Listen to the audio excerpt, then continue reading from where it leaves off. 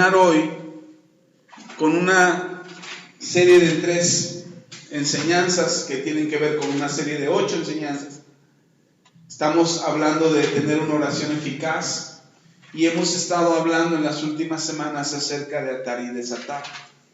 Y les he dado primero el fundamento, después el instrumento que tenemos para atar y desatar, y hoy quiero hablar de atar y desatar y los principios que rigen el poder atar y desatar en el nombre de Jesús. Nosotros no podemos atar y desatar en nuestro nombre, ya se lo expliqué, porque no tenemos más autoridad que los ángeles. Tenemos un principio en nuestro corazón que rige que guarda nuestro corazón y que nos hace mejores como hijos, que es el amor de Dios. Ese amor es el que nos hace mejores como hijos de Dios. Hermana, ¿va a tener clase, va? Yo ya los entretuve aquí. Los niños pueden pasar a su clase. Perdón. Vayan. Mira, Isa, lleva los dos. A ver si quiere. Sobre todo para que les ayudes en la escalera.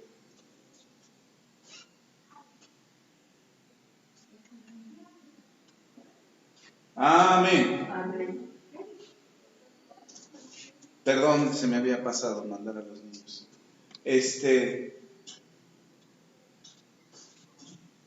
Existen reglas en el mundo espiritual, existen leyes en el mundo espiritual. El mundo espiritual es algo que no es visible a nuestros ojos naturales, no lo vemos, no lo podemos palpar, no es tangible, no lo podemos tocar. Por eso mucha gente no cree que existe el mundo espiritual, porque dicen por ahí: ojos que no ven, corazón que no siente, y corazón que no siente, corazón que no cree. Así es que la gente hoy, por no verlo, no cree que exista, pero existe. El mundo espiritual es real. Nosotros no podemos ver nuestro cerebro, pero ahí está trabajando. No podemos ver nuestro corazón, pero no porque no lo vemos, no significa que no lo tenemos. Ay, pero hay que abrirlo para verlo. Bueno, igual el mundo espiritual hay que abrirlo para verlo. Por eso el libro de Apocalipsis se llama Revelaciones. Revelaciones o Apocalipsis en griego significa que es quitado el velo. Es decir, que lo que estaba detrás del velo ahora es visible. Hay un velo que impide que se vea lo que está detrás de él. Y ese velo es lo que impide que nosotros podamos ver el mundo espiritual.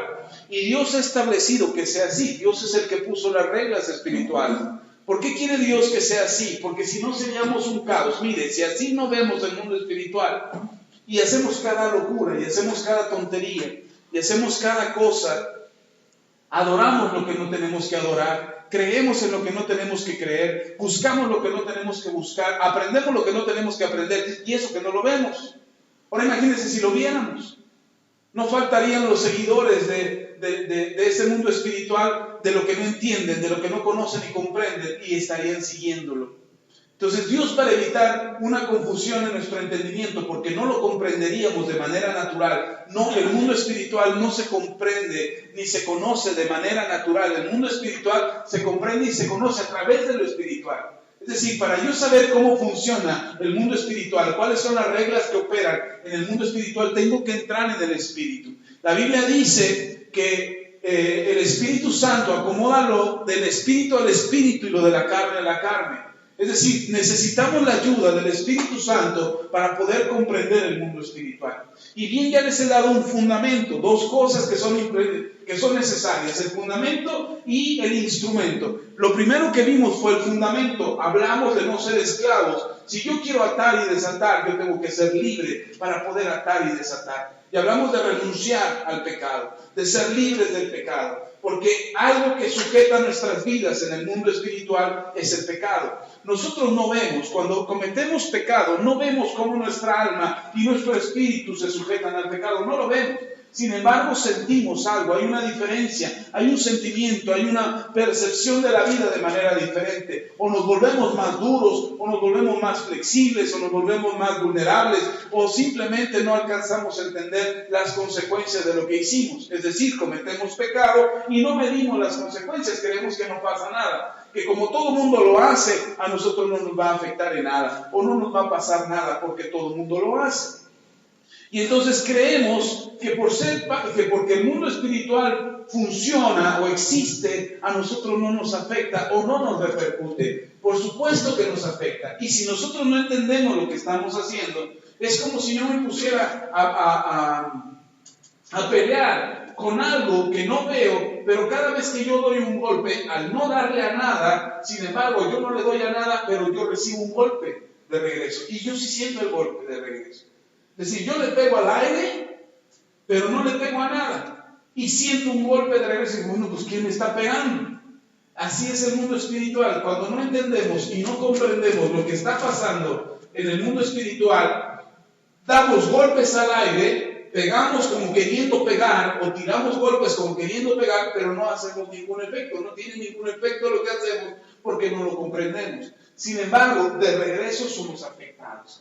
¿Cómo? No es que sea necesariamente un golpe físico, pero por ejemplo tenemos problemas en la familia, tenemos problemas en las finanzas, tenemos problemas de salud, tenemos problemas en el trabajo, y uno dice, pero ¿por qué me va tan mal? Si todo lo hago bien, si todo me porto bien, llego temprano a mi trabajo, pero a mí no me promueve nunca. Cumplo todos los días, soy el que nunca falta, soy el que dice que sí a todo, pero a mí nunca me promueve. Promueven al flojo, al que viene, al que no viene, al que falte. Y dice, pero ¿por qué? Hay un mundo espiritual que está afectando nuestro mundo natural. Y eso es real, eso existe. Y necesitamos entenderlo para poder atar y desatar. Yo puedo atar una maldición, pero también puedo desatar una bendición. Puedo atar una enfermedad y echarla fuera de un cuerpo, pero también puedo desatar con mis palabras una enfermedad sobre mi cuerpo, sobre el cuerpo de alguien. Uno puede decir, ay pastor, ¿a poco sí? Ahora, no estoy hablando de brujería, ni de hechicería, ni de conjuros, ni de maldiciones que se atan, o ¿cómo se llaman estos que hacen los amarres? No estoy hablando de eso, pero ellos usan un principio espiritual. Esas personas que hacen amarres usan principios espirituales que son bíblicos, que están en la Biblia, y ellos lo usan. Y algunas veces tienen tal efecto sobre la vida de las personas que la persona no se da cuenta de lo que está trayendo a su vida. Y no es por el efecto, no es por el poder que tengan para hacer un amarre o para atar a algo o a alguien. No me refiero a eso, sino lo que están desatando en su contra, porque es como dar golpes al aire, como lo explicaba, sin entender lo que están haciendo, pero de regreso viene un contraataque del mundo espiritual, o un pacto, o un acuerdo, o un convenio que existe en el mundo espiritual y que legalmente o espiritualmente delante de Dios es válido. Porque todo pacto, toda promesa, todo dicho que sale de nuestra boca desata algo en el mundo espiritual o provoca algo en el mundo espiritual. Es tal el poder que hay en nuestras palabras, que Dios nos ha dado, que la misma Biblia dice que cerca de nuestra boca está el poder de dar la vida o dar la muerte. ¿En dónde? En nuestra boca. Ni siquiera en nuestras manos, o en nuestros pies, o ni siquiera en nuestra inteligencia. Dice el Señor en su palabra que en nuestra boca está el poder de dar la vida o dar la muerte. Es tal el efecto y el poder de nuestras palabras que si no comprendemos lo que estamos haciendo, cuando hablamos, cuando nos comprometemos, cuando hacemos un pacto, cuando hacemos una promesa, que si no nos damos cuenta de lo que estamos diciendo y el efecto que tiene espiritualmente, entonces estamos desatando un mundo espiritual en contra de nosotros que está teniendo un efecto contra nosotros del cual no nos hemos dado cuenta. ¿Sí están conmigo? Entonces sí es importante que usted aprenda a atar y a desatar. ¿Ok? No se olvide de estos dos, del fundamento que le di y del instrumento del que hablamos. Primero hablamos del fundamento de ser libres, de no estar atados al pecado, por eso nos arrepentimos, por eso confesamos nuestros pecados, por eso le pedimos perdón a Dios. Y el pedir perdón a Dios no es de que confieso mi pecado y lo vuelvo a hacer. Mi esposa explicaba algo el jueves en una célula que ella atiende, y la pastora explicaba y decía que mucha gente tiene, no lo voy a decir tal cual, voy a decir la idea de lo que ella me explicó. Y ella decía que a veces la gente quiere el perdón de otra persona, como perdón que lo diga de esta manera, pero como en la tradición católica necesitan el perdón del sacerdote para poder sentirse libres. Pero es como decirle, ok, te quito tu pecado, cumple con esta manda o con esta penitencia, gracias, cumple con esta penitencia y ya tu pecado te es quitado. Entonces la persona va, cumple con su penitencia y después se siente libre, pero el problema es que vuelve a hacerlo. Entonces, la persona no está creyendo en el arrepentimiento. La persona está creyendo que el castigo que le tocó, que fue la penitencia, con eso ya pagó. Y entonces, como ya pagué, ya puedo ir a comprar otra vez pecado. Al cabo yo lo pago. Lo pago con mi penitencia. Y ese no es el perdón. Así no sucede el perdón espiritual. El perdón es porque Jesús ya pagó el pecado que nosotros cometimos. ¿Sí está conmigo? Entonces mucha gente quiere tener la disposición, el efectivo en el bolsillo, como para poder hacer lo que quiera y pagar el daño de lo que hizo. Entonces yo puedo pecar todo lo que quiera y al cabo me dan mi penitencia y ya soy libre. Entonces puedo seguir pecando cuantas veces yo quiera. Pero eso no es el arrepentimiento. Y mientras sigamos viviendo de esa manera, creyendo que al pagar nosotros con esa penitencia, porque ni siquiera lo pagamos, no estamos pagando nada. Nuestro pecado, dice la Biblia, que la paga del pecado es muerte, no penitencias. O sea, si yo quiero pagar mi pecado, tendría que pagar con mi vida. No con oraciones, no con rezos. Así no se paga el pecado. Entonces, si yo quiero pagar mi pecado, si yo quiero ser libre del pecado, no es que yo pague por él. Porque aquel que se siente con la posibilidad de pagar, dice, yo invito, pequemos todos. Como yo pago, me echo 10 Aves María, 10 Padres Nuestros y pago por todos ustedes. Es más, me echo 100, pero pequemos juntos, no pequemos todos. Y eso es lo que la gente, el concepto que tienen del arrepentimiento. Pero el arrepentimiento no es así. El arrepentimiento es, como ya les he explicado antes, el arrepentimiento es, yo estoy caminando en una dirección, me arrepiento. Si estoy arrepentido de caminar en esa dirección, ¿qué tengo que hacer? Darme la vuelta y caminar en sentido contrario. Yo ya no quiero seguir yendo en esa dirección. Entonces, tengo que dar la vuelta. El arrepentimiento es, dejo de hacer lo que estoy haciendo. Eso es el arrepentimiento. Porque si solamente digo, ay, me arrepiento, pero lo sigo haciendo, es como aquel que paga con las penitencias. Es lo mismo. Entonces, si yo quiero estar arrepentido verdaderamente y ser libre del pecado, porque la Biblia nos dice que aquel que está sujeto al pecado o que practica el pecado, esclavo es del pecado. Eso está en Romanos, capítulo 6. Ahorita lo vamos a ver más adelante. Pero si yo realmente estoy arrepentido, significa que yo iba en una dirección, me arrepiento, entonces doy la media vuelta y camino en dirección completamente contraria. Es decir, yo ya no quiero ir al pecado, yo le doy la vuelta al pecado y camino en sentido contrario. Ese es arrepentimiento. Y si yo busco el perdón de Dios de mis pecados, tiene que haber verdadero arrepentimiento. ¿Sí está conmigo? Entonces, si yo realmente quiero que Dios me perdone, yo ya no quiero ser esclavo del pecado. Yo ya no quiero volver a hacer lo que hacía antes. Yo ya no quiero ser esclavo de lo que vivía antes. Yo quiero ser libre de eso. Entonces yo tengo que arrepentirme verdaderamente. Alejarme. Por eso yo me alejo del pecado, no porque le tenga miedo al pecado, sino porque estoy arrepentido de haberlo hecho. Porque si sigo, es más, solamente regreso a ver qué pasó. El solamente de regresarme, aunque no lo vaya a practicar, nada más quiero ver qué pasó por lo que hice. Ahí está mi pecado. Yo me arrepentí, me di la vuelta. Pero me acuerdo que hace muchos años yo cometí un pecado. Voy a ir a asomarme a ver qué hice. El solamente de volver, aunque diga, no lo voy a hacer. Nada más quiero ver. El solamente de volver, estoy volviendo al camino por donde yo me alejé. ¿Sí están conmigo? Sí. Entonces, arrepentirse es apartarse por completo. Eso es arrepentimiento. Entonces, es a través del arrepentimiento que nosotros somos libres del pecado. ¿Sí está conmigo? Okay. Eso es lo primero. Y ese es el fundamento. Yo les explicaba, yo quiero ayudar a alguien a ser libre, tengo que ser libre yo. Yo no puedo ayudar a alguien si yo estoy atado. Si yo tengo pecado en mi vida, si hay algo de lo que no he sido libre por completo y yo quiero ayudar a alguien, yo estoy atado, yo no puedo ayudar a nadie. Solamente me estoy engañando. Entonces, no se trata solamente de ayudar porque quiero ayudar. Se trata de ayudar porque puedo ayudar.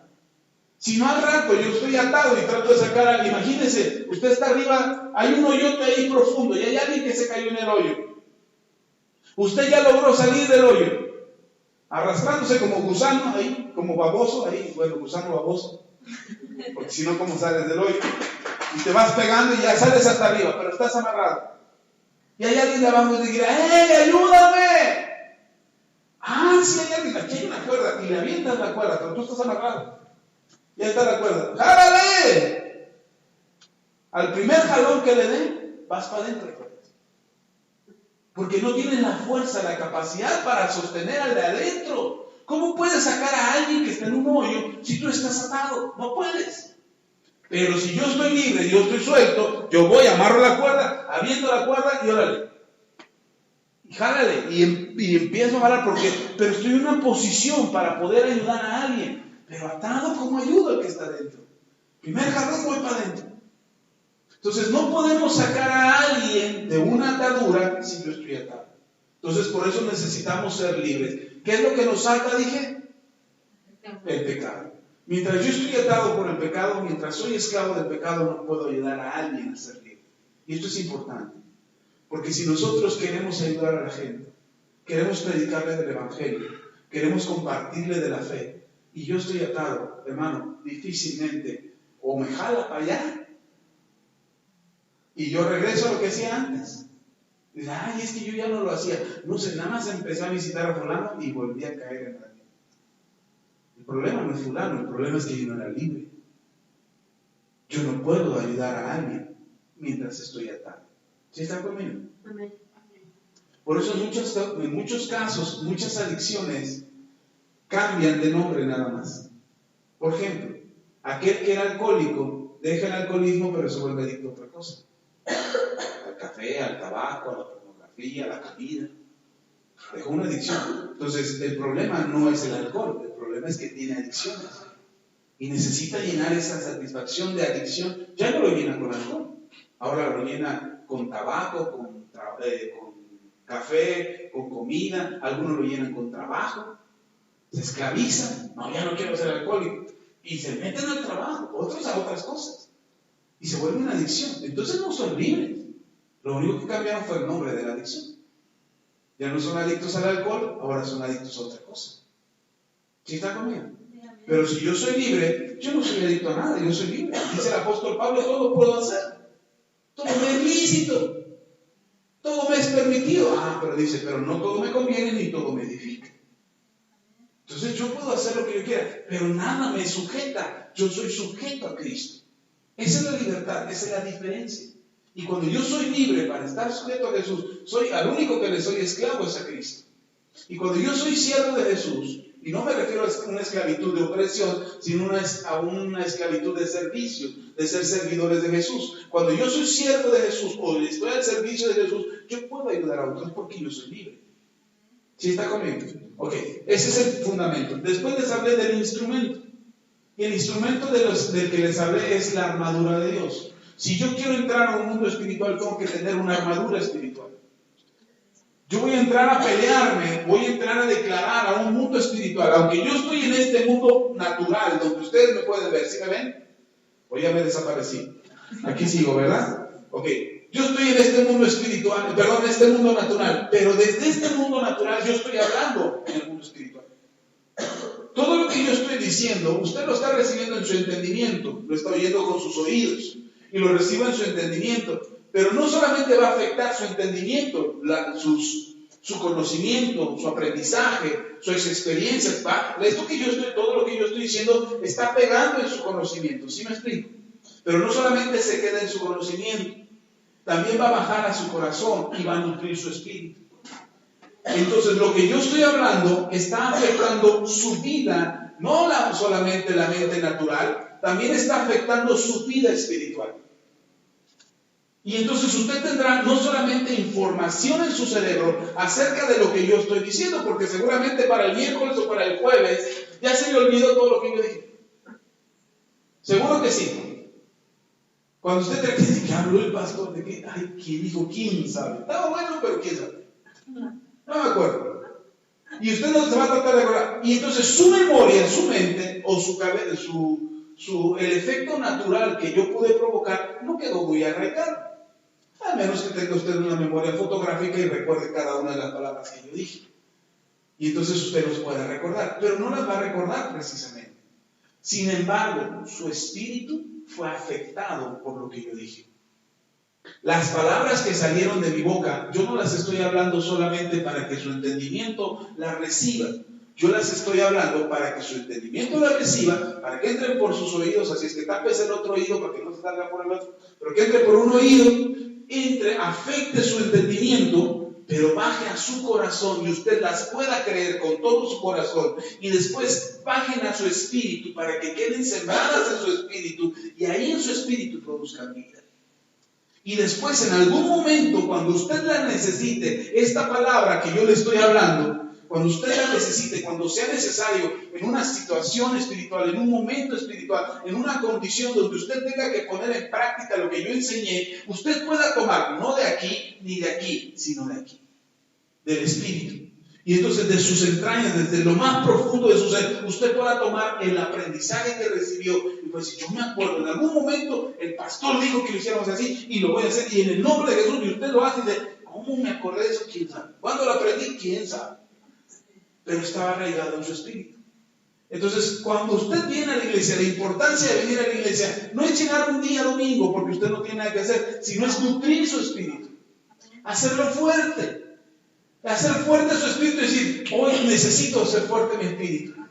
Y entonces me está fallando la pila, me está bajando la guardia, tengo batallas espirituales, no sé cómo enfrentarlas. Y usted decide venir a la iglesia y lo que usted recibe no solamente entra por su oído y se queda en su mente, sino que baja a ¿dónde?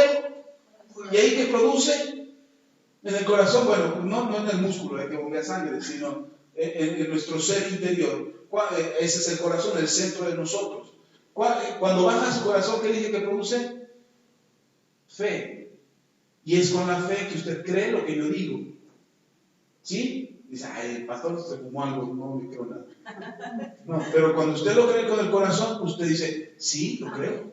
Creo lo que está diciendo, sé. ¿Por qué lo creo? No lo sé. No es que él me haya convencido, sino hay algo dentro de mí que me hace creer lo que él está diciendo. Y ese es el Espíritu Santo.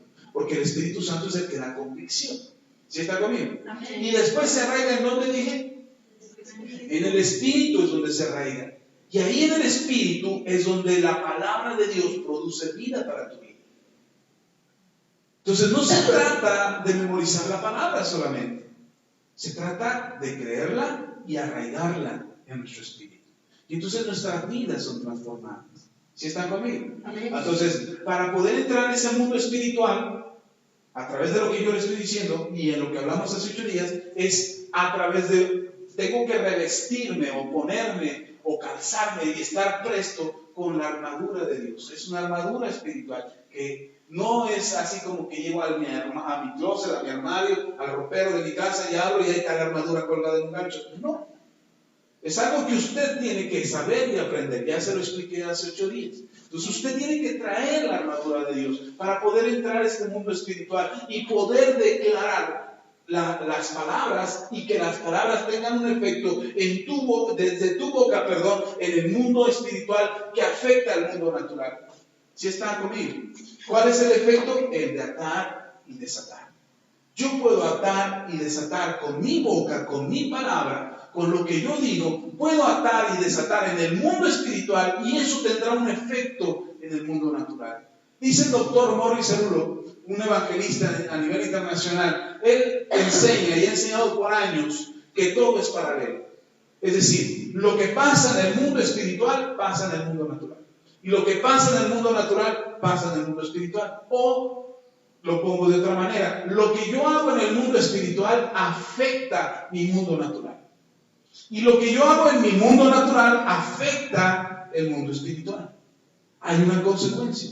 Entonces es importante que lo que yo haga tenga un efecto en ambos lados.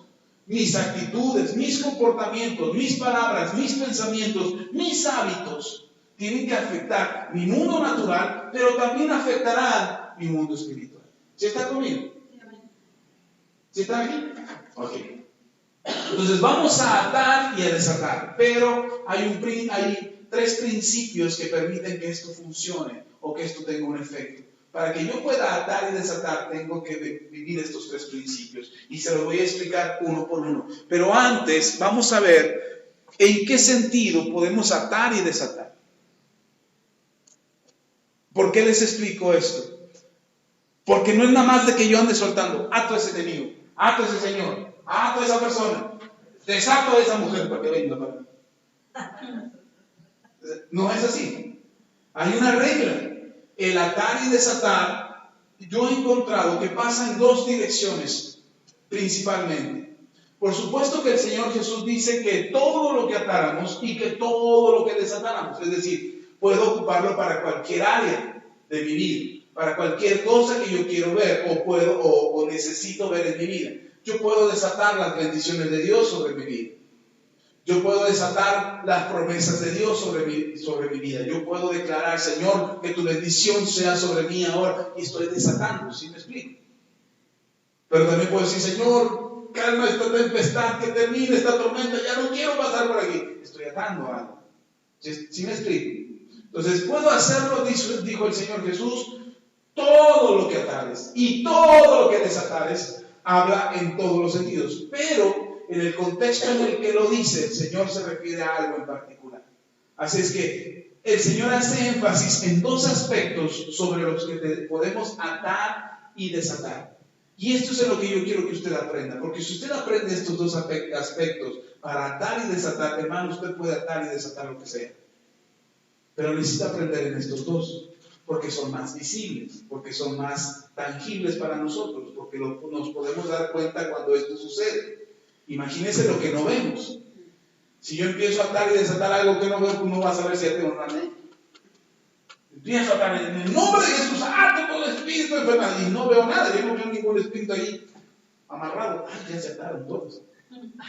No lo puedo ver, no es tangible, no es palpable para mí. Entonces no voy a creer realmente si lo que estoy atando o desatando está sucediendo. Sin embargo, estos 2 casos o estas 2 áreas en las que el Señor Jesús hace énfasis para atar y desatar si son tangibles. Sí la podemos ver. Así es que vamos a leer estos 2 pasajes como poniendo un principio o un fundamento para poder entrar a estos 3 principios que nos permiten atar y desatar. Lea primero conmigo en Mateo capítulo 18.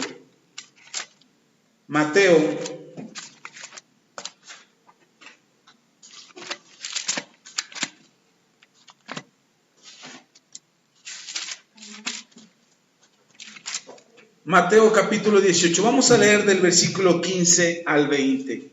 Amén. Dice la Escritura, nos vamos a mover algo en la Biblia, vamos a ver por varios pasajes de la Biblia, así es que si usted no llega al pasaje de la Biblia cuando yo ya empecé a leer, no se preocupe, cierre su Biblia y ponga atención a la lectura, para que no se pierda, porque lo que busca, ni encuentra, y ni escucha. Mejor cierre su Biblia y ya luego lo puede buscar con calma. Pero escuche y ponga atención a lo que dice la palabra del Señor.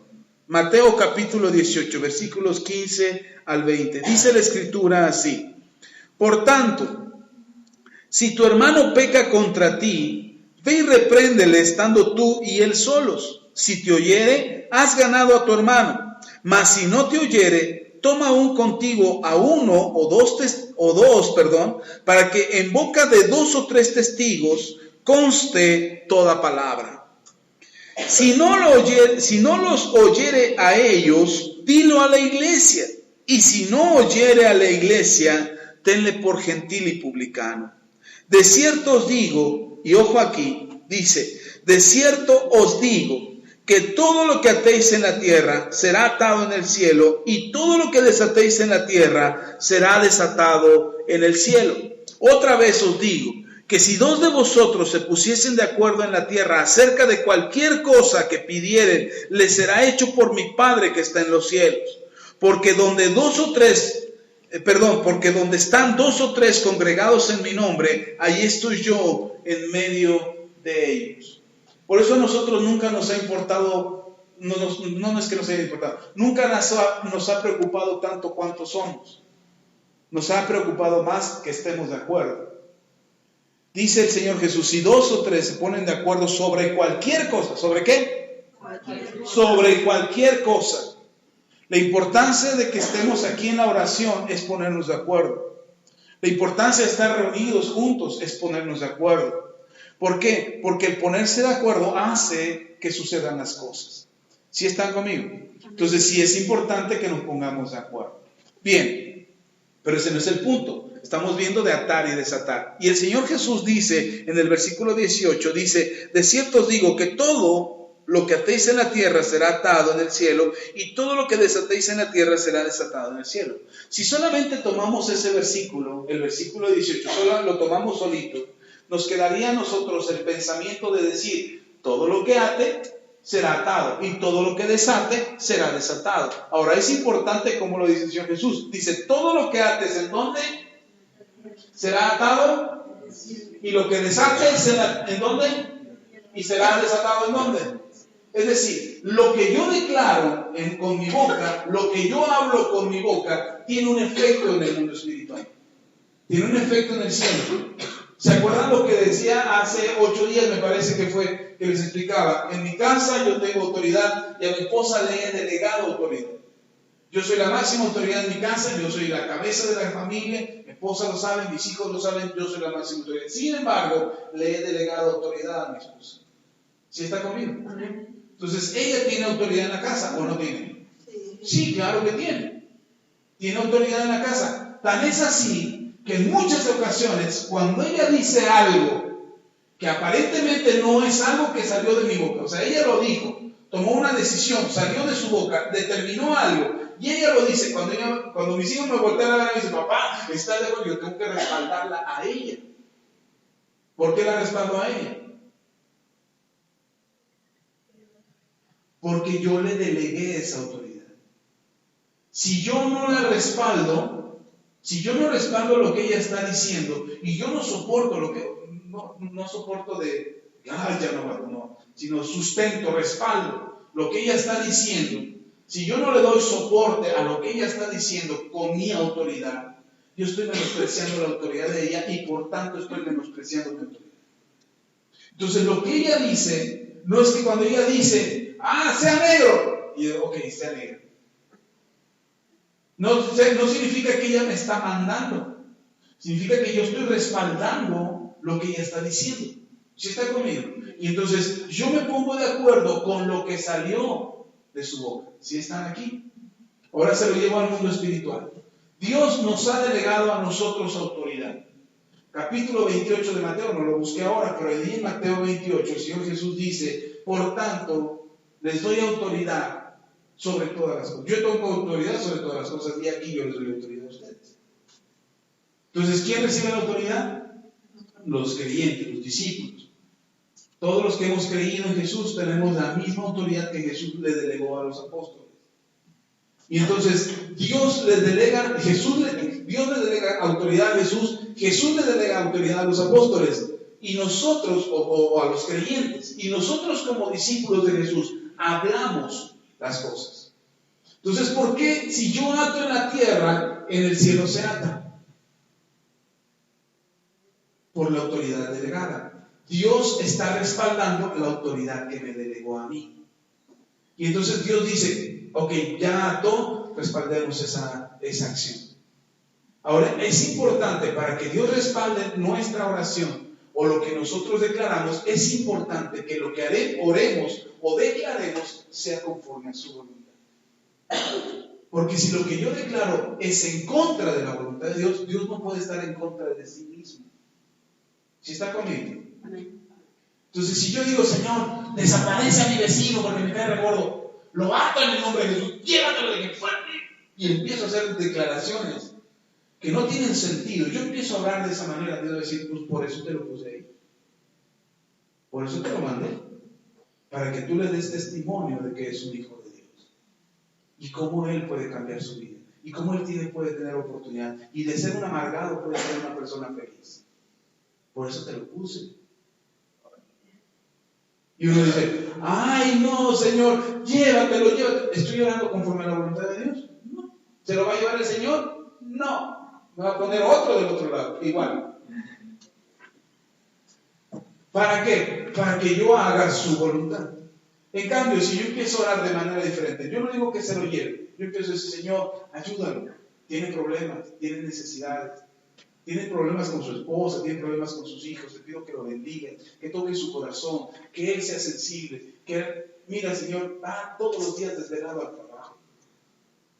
Todos los días se levanta a las 5 de la mañana, pero se acuesta a las 2 de la mañana con estéreo y todo volumen. Señor, dale sueño, que descanse.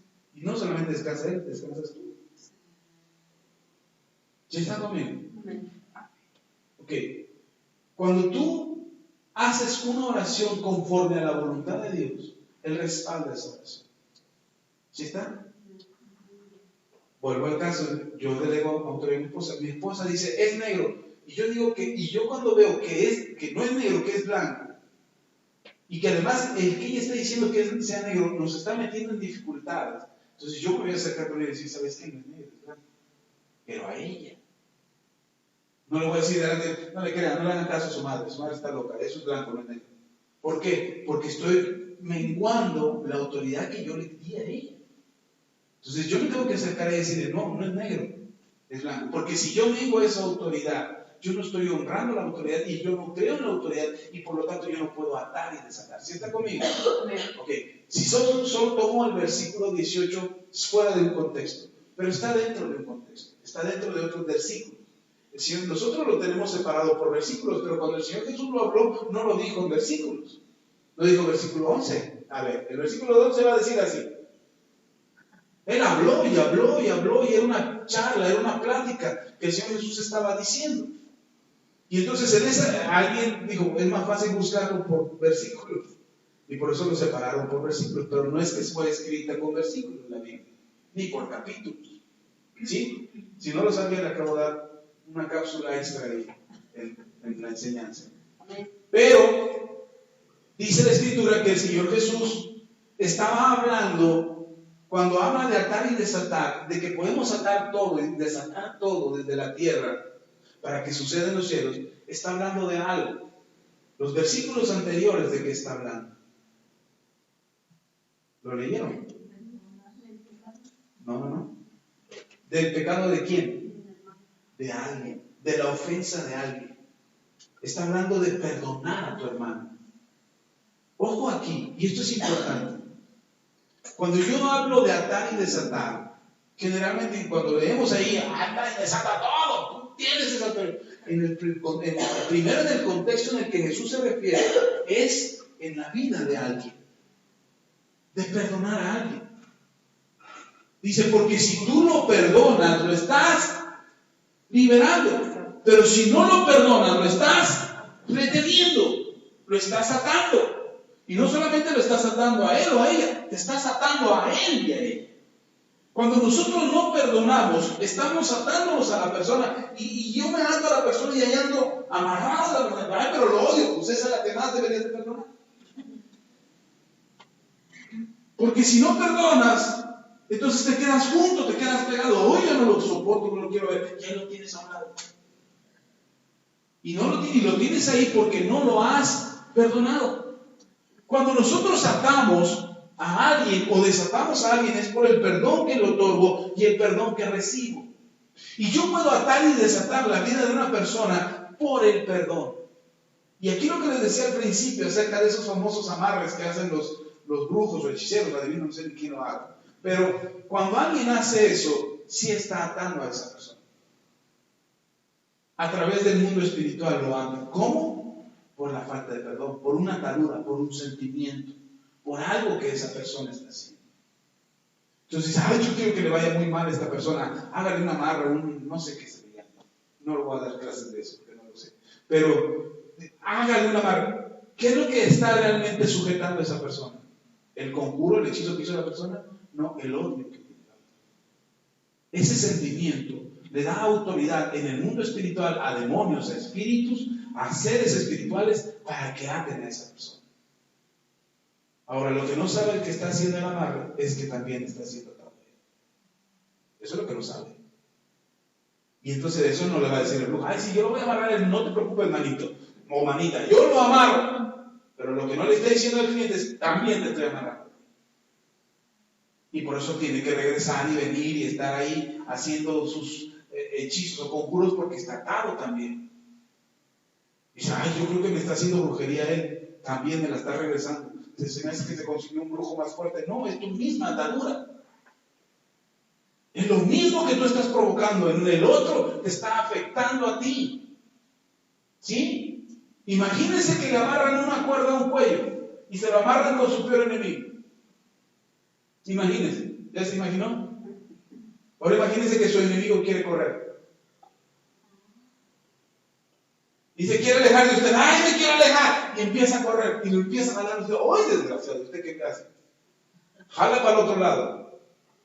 No, yo no lo voy a dejar. ¿Y por qué? Y empieza a jalar para el otro lado. Y entonces los dos se están ahorcando. Pero si uno es inteligente, dice, no, de loco. ¿Qué tiene que hacer? Para no sentir el jalón, lo más cerca que pueda de su enemigo. ¿Sí o no? Porque más cerca estoy de él, menos me jala la cuerda. Y dice la Biblia que no pueden andar dos juntos si no estuvieran de acuerdo. Entonces esa persona deja de ser mi enemigo, se convierte en mi aliado.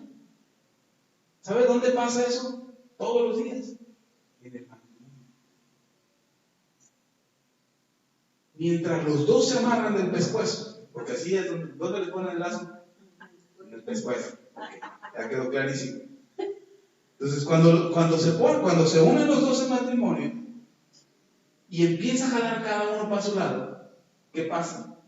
Se hartan, se fastidian, se cansan, les duele, están odiándose. Ay, es que me haces daño, ay, es que me lastimas. Pues sí, cada quien está jalando para su lado. ¿Cuál es la solución? Caminen juntos de acuerdo para el mismo lado.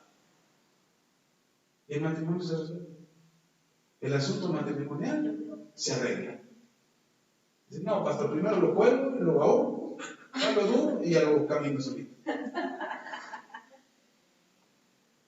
Es el principio de atar y desatar. El Señor Jesús está hablando de atar y desatar a personas, a la gente a nuestro alrededor. Nosotros estamos atados a las personas, estamos atados con la gente. Lea el siguiente versículo. Perdón, el siguiente pasaje. Mateo, ahí mismo en Mateo, pero en el capítulo 16. Mismos versículos del 15 al 20. Mateo 16, del 15 al 20. Dice la Escritura: y él les dijo, ¿y vosotros quién decís que soy yo? Respondió Simón Pedro y dijo, tú eres el Cristo, el Hijo de Dios viviente. Entonces respondió Jesús, bienaventurado eres Simón, hijo de Jonás, porque esto no te lo reveló ni carne ni sangre. Es decir, esto no vino en la escuela dominical, esto no vino de ningún pastor. Esto es una revelación que no tuviste en lo natural, sino que tuviste en lo espiritual. Esto no te lo reveló ni carne ni sangre, sino, dice, me perdí. Gracias. Esto porque esto no te lo reveló ni carne ni sangre, sino mi Padre que está en los cielos. ¿Dónde está el Padre? En los cielos. Y yo también te digo que tú eres Pedro, y sobre esta roca edificaré mi iglesia, y las puertas del Hades no prevalecerán contra ella. Y a ti te daré las llaves del reino de los cielos, y todo lo que atares en la tierra será atado en los cielos, y todo lo que desatares en la tierra será desatado en los cielos. Entonces mandó a los discípulos que nadie dijese que era Jesús el Cristo. Este segundo ejemplo de atar y desatar se refiere al reino de los cielos. Dice el Señor: yo te voy a dar autoridad para que ates y desates en el reino de los cielos. Yo puedo atar a Dios, Dios está en el reino de los cielos. ¿Puedo atar a Dios? No. ¿Puedo atar a los ángeles porque ellos también están en el reino de los cielos? ¿Puedo atar a los ángeles? No. ¿Al Espíritu Santo? No. ¿Algún hermano que ya fue al cielo? No. Es para atar las condiciones del reino de los cielos, lo que hay, lo que habita, lo que existe en el reino de los cielos. Yo puedo traerlo a la tierra o puedo dejarlo en el cielo. Yo puedo hacer que el reino de los cielos tenga un efecto en la tierra a través de mí. El Señor Jesús le dijo a los apóstoles, cuando ellos le preguntaron acerca del reino de los cielos, el Señor Jesús le dijo: el reino de los cielos está entre ustedes. ¿Dónde está el reino de los cielos? Entre nosotros. Mucha gente espera ver el reino de los cielos hasta que llegue al cielo. Cuando llegue al cielo va a ver la gloria de Dios y la eternidad y la maravilla y las maravillas y la grandeza de Dios. Cuando llegue al cielo verá todo lo maravilloso que es Dios y toda la existencia en la eternidad. Pero Dios nos da acceso al reino de los cielos para que yo pueda traer del reino de los cielos a la tierra cosas que son tangibles para mí. Una bendición, una promesa, la sanidad, la restauración. Jesús murió en la cruz y resucitó al tercer día, como ya les explicaba al principio, resucitó al tercer día, pero el Señor Jesús no solamente murió y resucitó, sino que Él desató en el mundo espiritual bendiciones y ató maldiciones. Desató sanidad y ató enfermedad. Desató la prosperidad y ató la pobreza. Y todo lo que sucede en el mundo espiritual, Jesús lo logró. Ahora dice el Señor Jesús, le dice a los apóstoles: yo les doy esa autoridad, les doy esa capacidad para atar y desatar, para que ustedes puedan bendecir y puedan detener la maldición. No maldecir, porque maldecir no es atar. ¿Sí me explico? Entonces lo maldigo. Mire, ni el mismo ángel Gabriel maldijo a Satanás cuando peleaban por el cuerpo de Moisés. Eso está en la carta del apóstol Judas, ahí en la Biblia. Ni el mismo arcángel Gabriel usó las palabras para maldecir. Nosotros no atamos maldiciendo.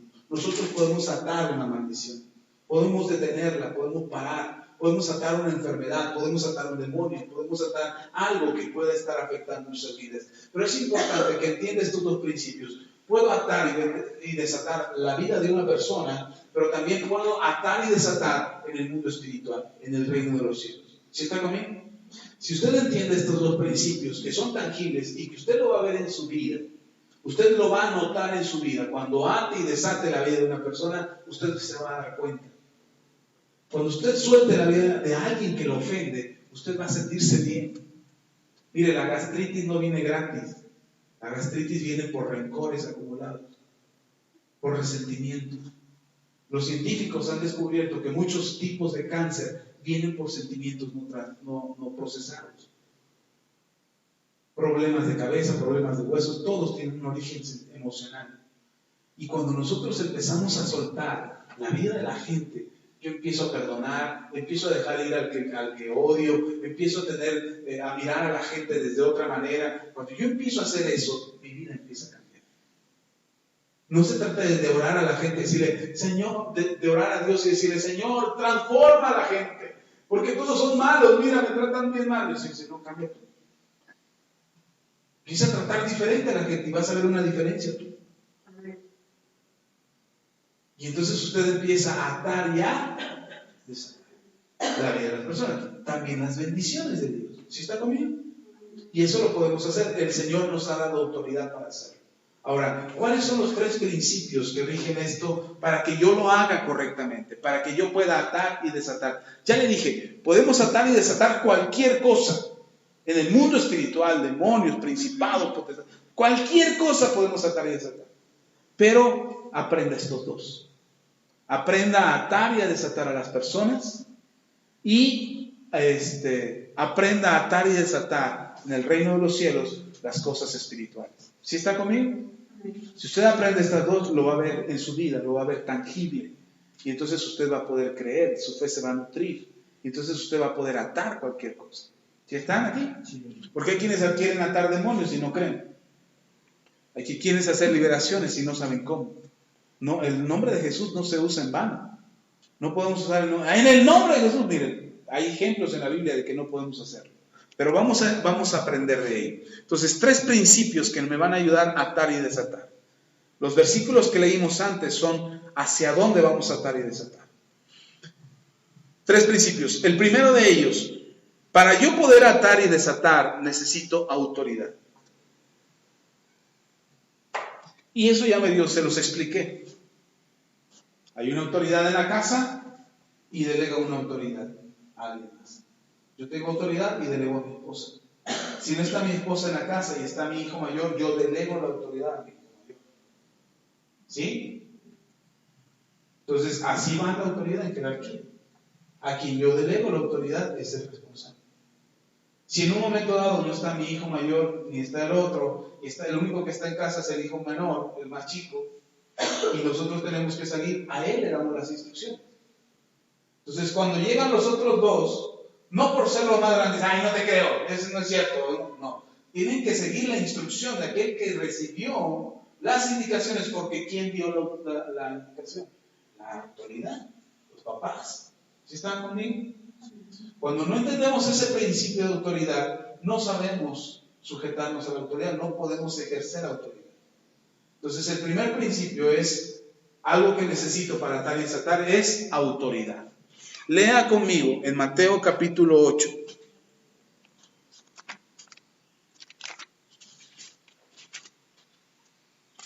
Tengo que ir más rápido, ya se me está acabando el tiempo. Mateo capítulo 8.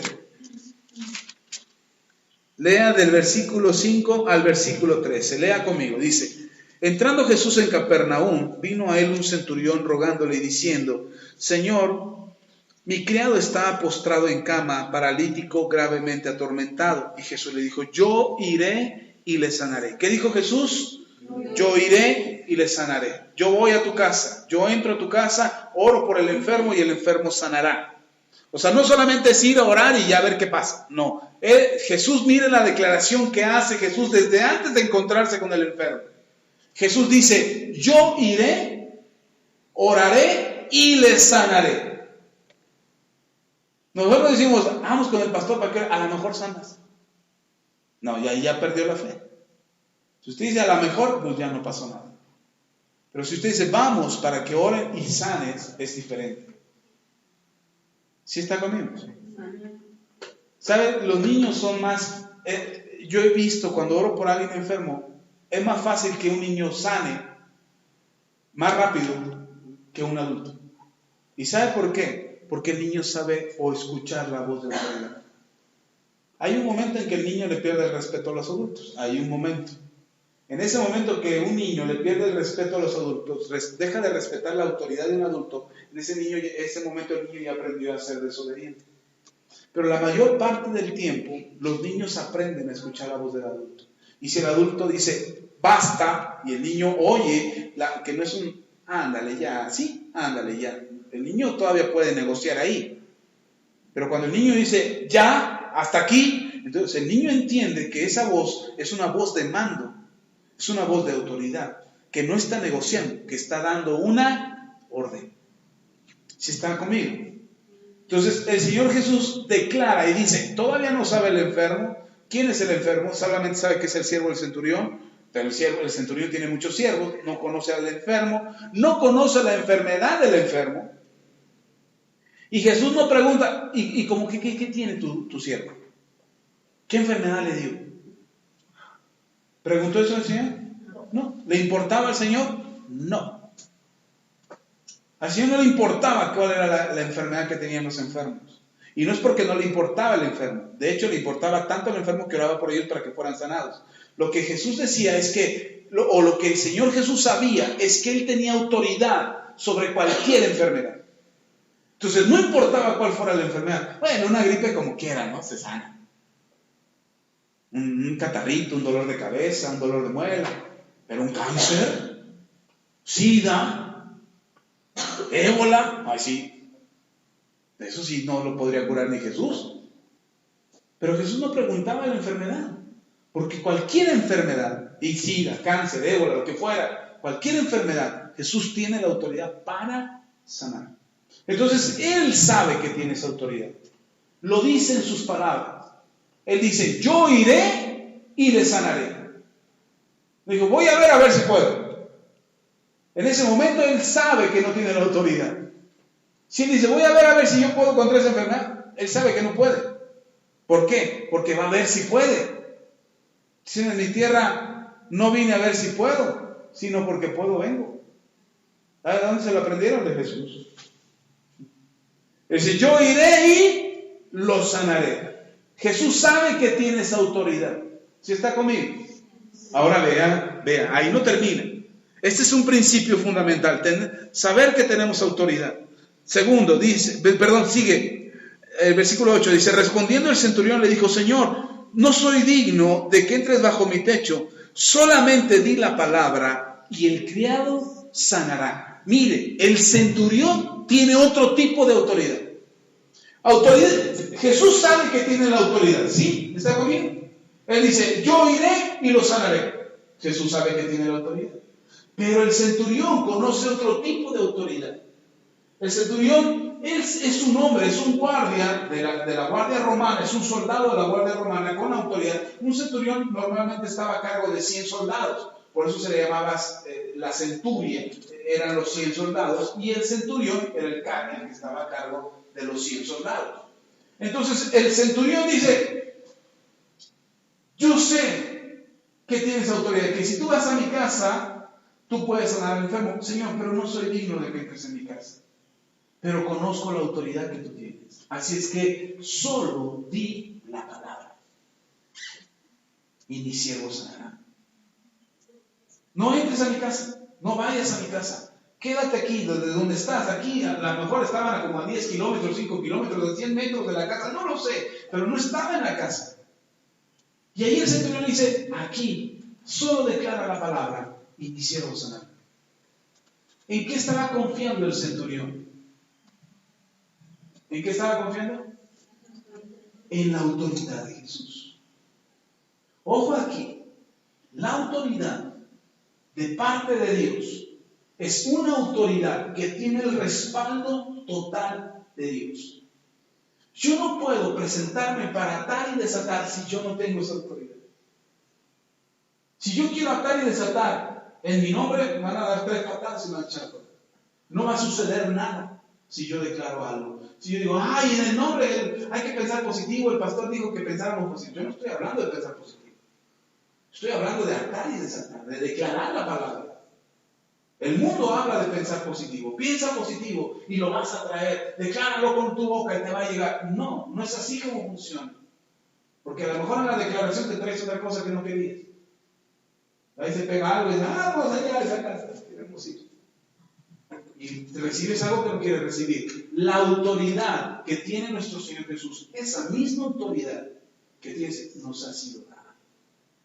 El centurión romano reconoce la autoridad que tiene Jesús. Imagínense.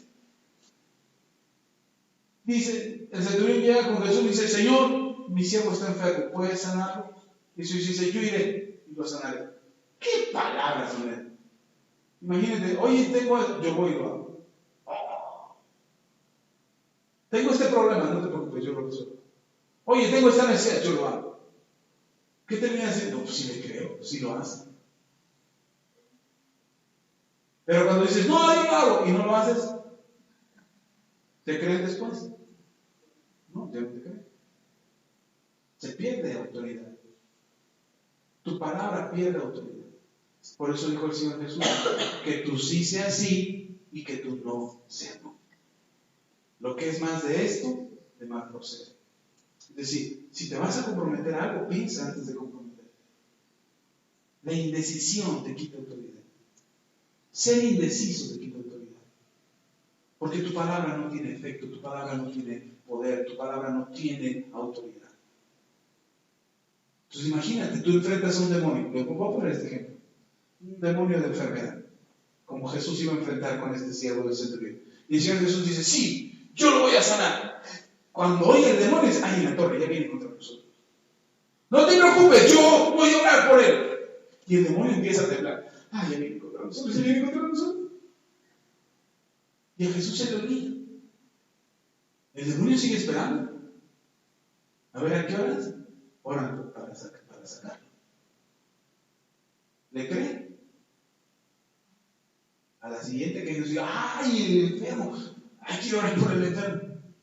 Cuando el demonio dice, dijo que iba a venir, ayer también dijo, antier también. Es más, lleva un mes diciendo que va a venir y no viene. ¿Qué pasa con el demonio? El demonio ya no te cree. ¿Por qué? Porque no tiene sustento tu palabra. ¿Sí estamos? Pero si tú dices, yo voy, y cuando apenas el demonio está agarrando vuelo, ya te ve ahí, chidones y vino. ¿Está conmigo? Entonces, la indecisión te quita autoridad. Y eso lo sabe el centurión romano. Oye las palabras de Jesús cuando dice, yo iré y lo sanaré. ¿Qué dice el centurión? No, este sí viene. Tal vez así que se les dice, no entres a mi casa, no soy digno de que entres a mi casa. Solo di la palabra. Y luego el centurión explica por qué él cree que la palabra tendrá un efecto. Dice, porque también yo soy hombre, este es el centurión hablando, dice, porque yo también soy hombre bajo autoridad y tengo bajo mis órdenes soldados y digo a este ve y va y al otro ven y viene y a mi siervo haz esto y lo hace. ¿Él reconoce la autoridad? Sí. Dice, yo soy hombre bajo autoridad. Si a mí me dicen, córrele, ve, yo tengo que ir. Y además corriendo. Porque me dijeron que corriera y que fuera. Pero también conozco la autoridad porque tengo gente bajo mi mando. Que si yo le digo, ve y hazlo, van y lo hacen. Ahora, hay una diferencia entre la autoridad que tiene Jesús y la autoridad que tiene el centurión romano. Hay una diferencia. La autoridad que tiene Jesús, ¿de dónde viene? De parte de Dios. Dios le da esa autoridad. La autoridad que tiene el centurión romano, del hombre, del emperador romano. Él es el que lo respalda, el emperador romano. ¿Sí está conmigo? Ok. Ahora, si alguien no obedece al centurión romano, cuando da una orden, ¿qué le pasa al que no obedece? Lo ejecutan. Es un soldado. El soldado tiene que obedecer las órdenes. Y si no lo obedece, lo ejecutan. No, bueno, siendo exagerados, ¿verdad? Pero a lo mejor lo castigan, lo arrestan, lo apresan, lo meten hasta que aprenda y dice, ¿ya aprendiste? Sí. ¿Vas a obedecer? Sí. Pésame los pies. ¡Ay, no! Vas para adentro. Otra vez, no aprendiste. ¿Cierto o no? Eso es en la autoridad humana. Esa es la autoridad terrenal. Hay un castigo por parte de la misma autoridad por la desobediencia. ¿Sí está? El ejemplo más claro, cuando usted manda una orden a sus hijos y sus hijos no obedecen, hay un castigo, hay una consecuencia de su desobediencia. ¿Sí o no? Ok. La diferencia de la autoridad de Dios. Cuando Dios delega una autoridad y le dice a esa autoridad, ahora tienes todo mi respaldo, y alguien no obedece a esa autoridad, hay consecuencias también. Pero no se la van a ver con un castigo terrenal, se la van a ver con un castigo divino. Porque la autoridad a la que están desobedeciendo es a la de Dios. Entonces, cuando no se obedece en el mundo espiritual, cuando no entendemos, por eso yo soy autoridad, ahorita lo vamos a ver, yo soy autoridad aquí en la iglesia. Y yo doy una indicación, si la indicación que yo doy no se obedece, no se la den conmigo. Yo no voy a andar castigando. Ya no, al hermano ponle tache, falta.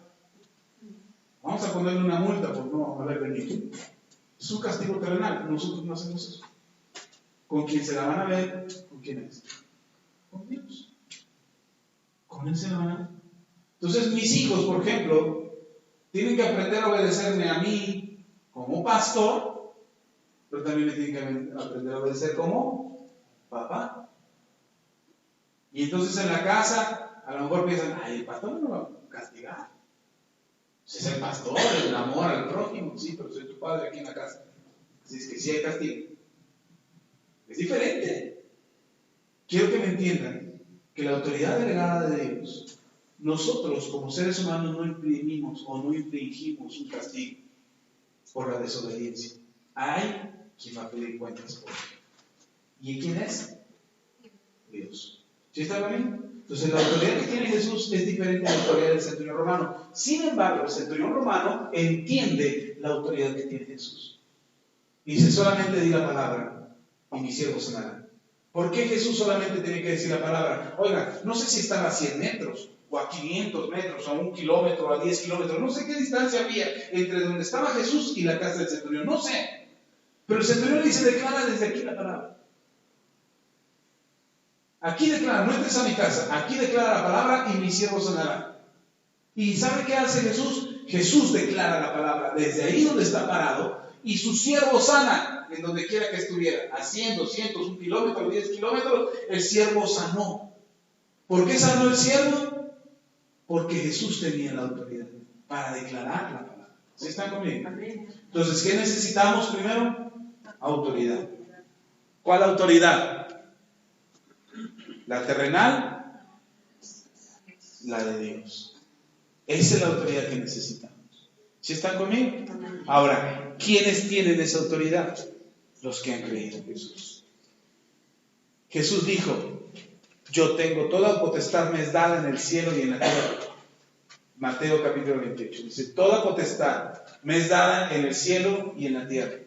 Y Jesús dice, por tanto, y hagan discípulos. Es decir, por la autoridad que yo fui investido, la autoridad que yo tengo de parte del Padre, por esa autoridad que yo recibí, ahora ustedes tienen esa autoridad. Vayan y háganlo. Entonces, ¿quién tiene la autoridad? Los que hemos creído en Jesús. Lea conmigo en Hechos. Cuando no tienes autoridad de parte de Dios, ahora le voy a explicar algún efecto de la falta de autoridad. Hechos capítulo 19.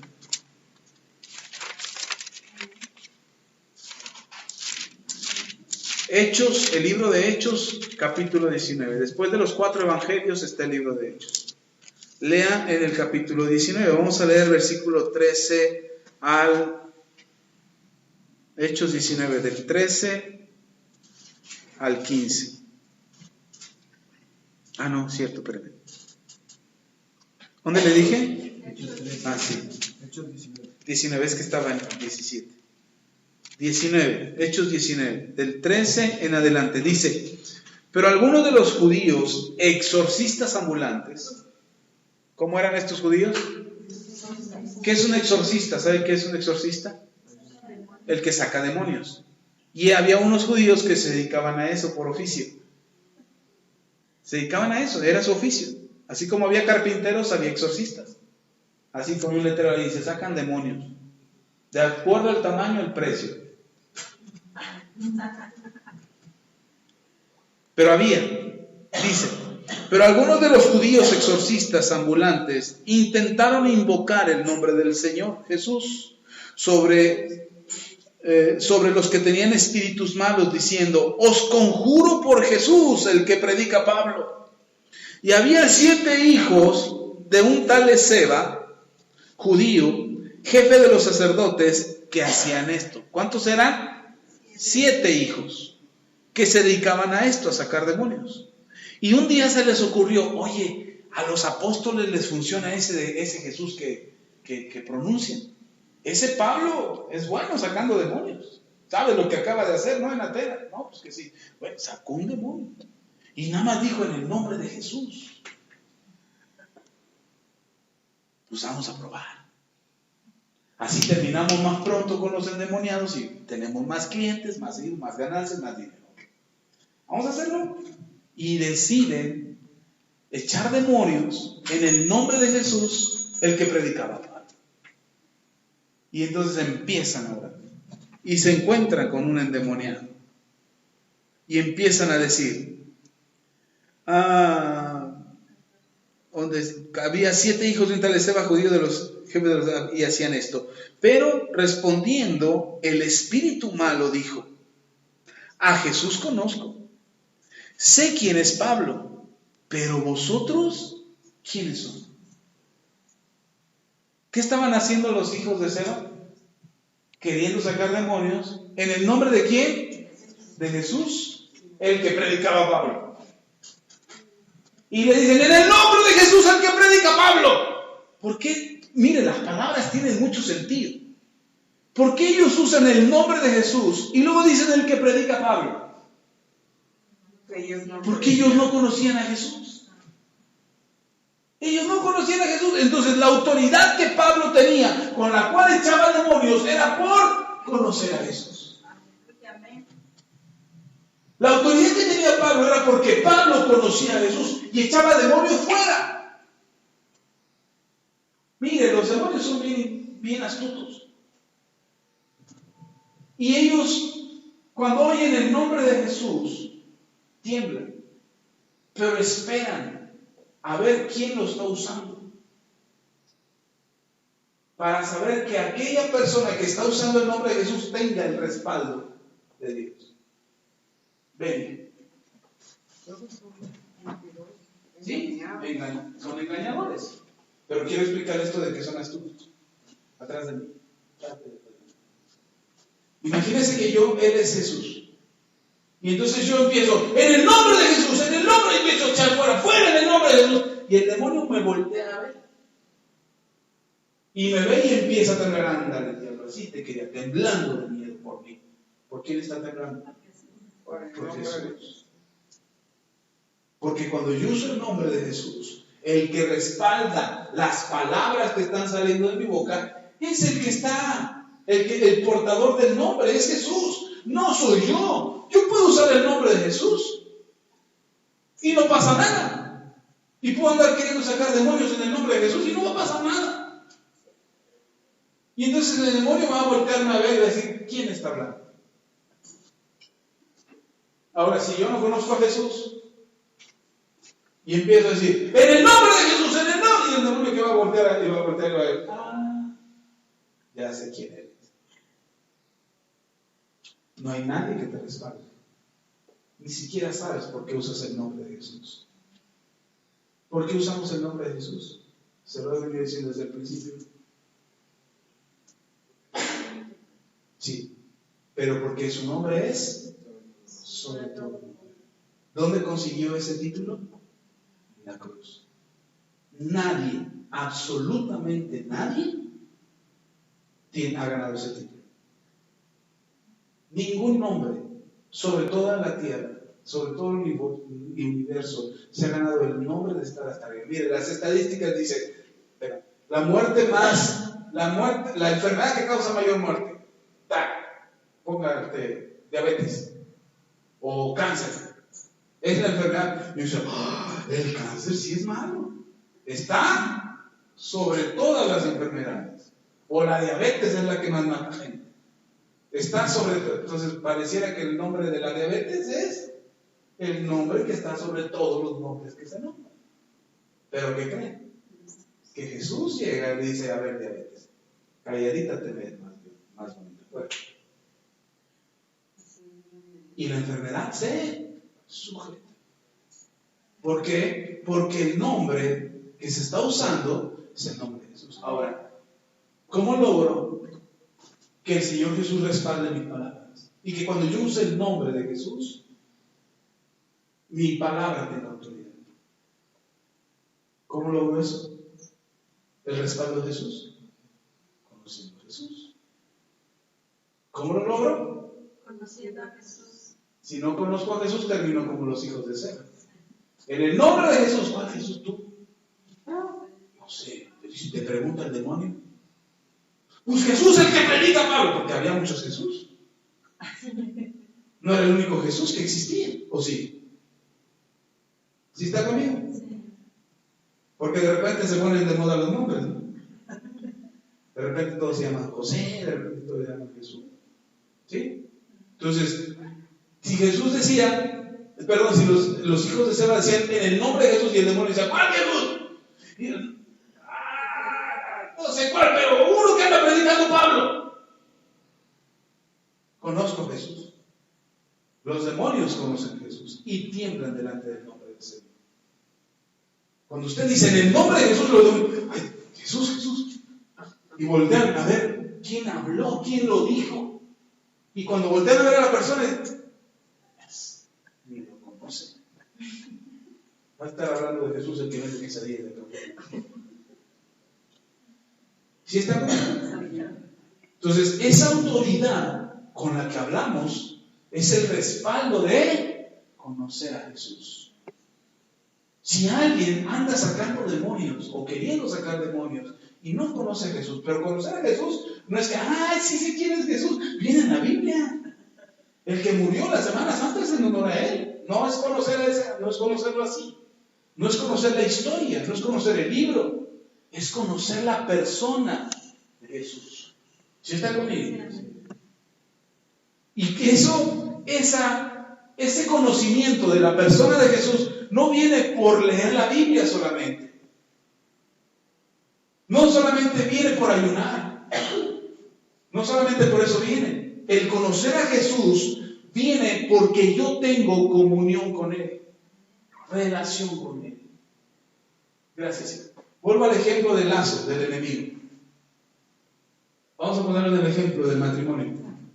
Cuando los dos entendemos que hay un lazo en el que estamos sujetos el uno al otro, y yo entonces quiero caminar con mi esposa, me doy cuenta con el tiempo, al caminar juntos, que la empiezo a conocer. Y me doy cuenta que no es mi enemigo, al contrario, que tenemos muchas cosas en común. A lo mejor no hay tantas cosas en común, pero nos entendemos en las que son diferentes.